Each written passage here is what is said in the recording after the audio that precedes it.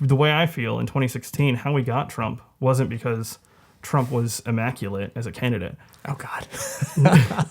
We got Trump because people really didn't want Hillary. There was enough people that really didn't want Hillary, that really didn't like the establishment politics because it wasn't working for them, and she clearly is just a figurehead for establishment politics. She is, and she also had a thing against working class people. Right. You know, she definitely, there's a few She's been quotes. an elitist her entire life, Yeah, as far as we're concerned. And Trump found that base that everyone likes to shit on, but they're a real group of people who are really struggling, and working class people. Yeah. They haven't been spoken to in a long time. At least and not compassionately. Yeah, exactly. Yeah. You know, even though clearly based on the 4 years we've had with him, he lied about what he was going to do for the most part. Some things he did do, but for the most part, he didn't deliver on those promises of, you know, bringing jobs back to this country in a big way. Right. But you could argue that he was working towards it in terms of the China stuff with trade deals and stuff like that. I will say this, for a lot of the things that he failed to do, he didn't fail to attempt them.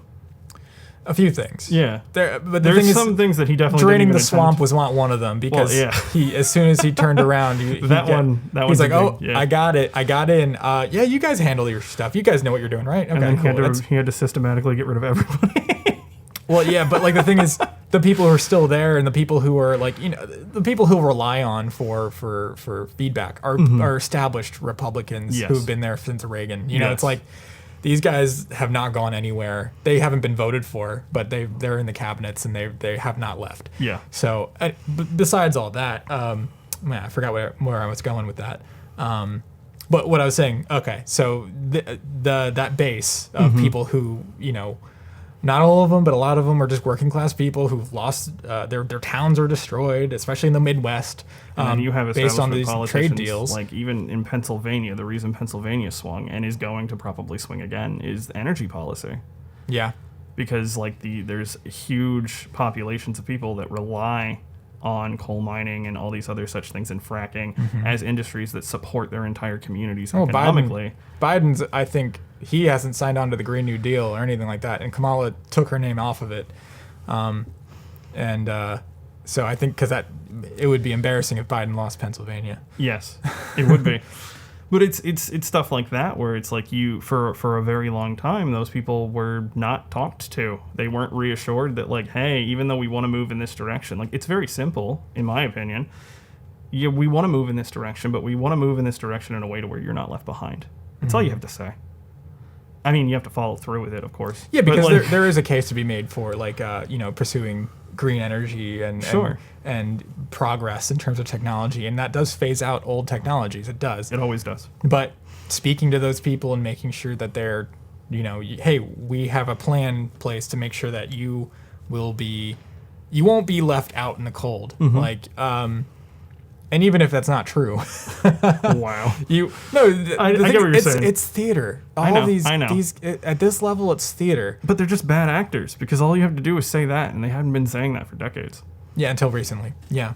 Until recently, and it's one of these things where it's like in 2016, you had more people that just didn't want more of the same. It wasn't so much. It was just that Trump didn't. Well, you had people coming to the polls who hadn't voted in years. Yeah, because they knew they had no shot of getting what they wanted.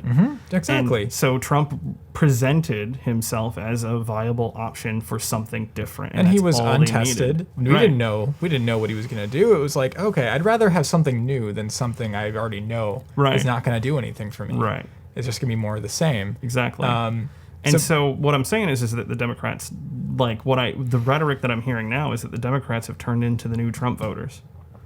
Like in 2016, you had a bunch of Trump voters. I would argue most of them were more voting against Hillary than they were for Trump. Yeah. And now you have literally the DNC just being bold-faced about it, vote against Trump. And I'm like, this didn't work well for us the first time. What do you stand for? Right. What is your platform?